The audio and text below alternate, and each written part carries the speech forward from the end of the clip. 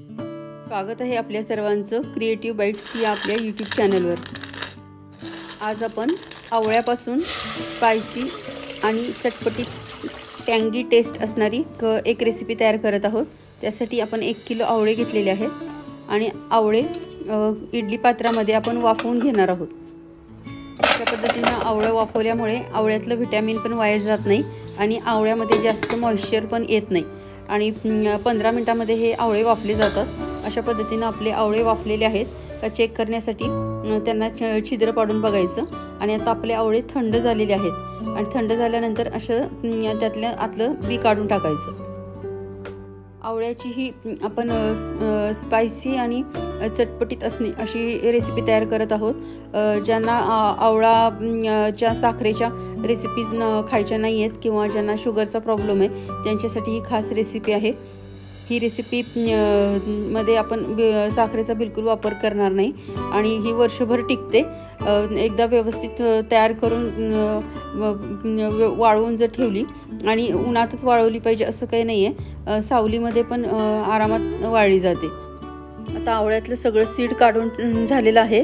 आता आपण 2 टेबलस्पून याच्यामध्ये रॉक सॉल्ट घालतोय। मीठ घालताना आता आपल्या समोर जेवढी क्वांटिटी आहे वाळल्यानंतर ती कमी होणार आहे, त्यामुळे मीठ घालताना त्या हिशोबाने घालायचं आहे। आणि आता आपण धने जिरे पावडर घालतोय, ती 1 टेबलस्पून घालतोय आणि याच्यामध्ये चाट मसाला घालतोय, तो 1 टीस्पून घालतोय। चाट मसाल्यामध्ये मिठाचं प्रमाण आहे त्यामुळे जपून घालायचं आहे चाट मसाला। आणि आता आपण हे सर्व गॅसवर ठेवून गॅस व्यवस्थित सर्व मिश्रण एकजीव करून घ्यायचं आहे मॅशरनी। अशा पद्धतीने आपण आपली जी आवळ्याची रेसिपी तयार करत आहोत ही पूर्ण आवळ्याला आपण मॅश करून घेणार आहोत। असे डायरेक्ट आपण नेहमीच आवळकाठीची रेसिपी करतो, ही नवीन पद्धतीची आहे आणि ह्या पद्धतीने केल्यानंतर आवळ्याच्या जे पातळ स्लाइसेस तयार होतात ते खायला खूप छान लागतात। आवळ्यातलं मॉइश्चर कमी होईपर्यंतच आपल्याला परतायचे, जास्ती वेळ काही परतायचं नाही आहे। आज थोडासा कडा लालसर होत आल्या की आपल्याला गॅस बंद करायचा आहे। आपल्या आवळ्याच्या रेसिपीला थोडं स्पायसी बनवण्यासाठी मिरे कुटून टाकलेले आहेत आणि बडीशोप पण थोडी जाडसर कुटून घालायची, त्यामुळे आवळ्याची रेसिपीला खूप छान चव येते। आता गॅस बंद करायच्या आधी एकदा टेस्ट करून बघायचं की आपण जे सर्व साहित्य टाकलेले आहे त्याची टेस्ट एकदम व्यवस्थित आहे का। तर गॅस बंद करायचा आहे आणि एका ताटाला तूप लावून घ्यायचं आणि ताटामध्ये हे सर्व मिश्रण ओतायचं आणि पातळ थापायचे। जेवढं पातळ थापू तेवढं झटपट वाळेल आणि हे सावलीत वाळवलं तरी पण चालतं। माझ्या चॅनलवरच्या रेसिपीज जर तुम्हाला आवडत असतील तर चॅनलला लाईक, शेअर आणि सबस्क्राईब करा आणि कमेंटमध्ये पण तुमचं आपल्या रेसिपीजबद्दलचं मत नक्की सांगा। आपला हा आवळाचा सुपारीचा हा नवीन प्रकार तुम्हाला कसा वाटला तो नक्की सांगा कमेंट्समध्ये।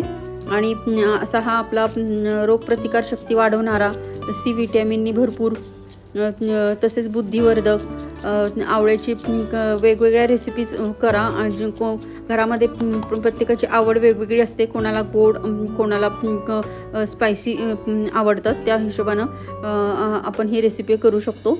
आणि ही आपण उन्हामध्ये 2 ते 3 दिवस लागतात वाळायला, पण सावलीतसुद्धा वाळवलं तरी पण चालतो।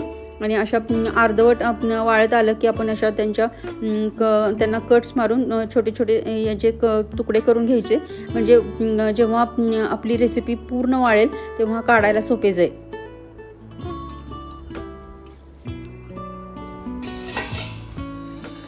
आता हा 3रा दिवस आहे पर्यंत आपला वाळलेला आहे आणि अशा पद्धतीनं ताटाला चिकटलेले सर्व उलटे करून घ्यायचे आणि दोन्ही साईडनी व्यवस्थित पूर्ण वाळवून घ्यायचे आणि एअरटाईट डब्यामध्ये भरून ठेवायचे।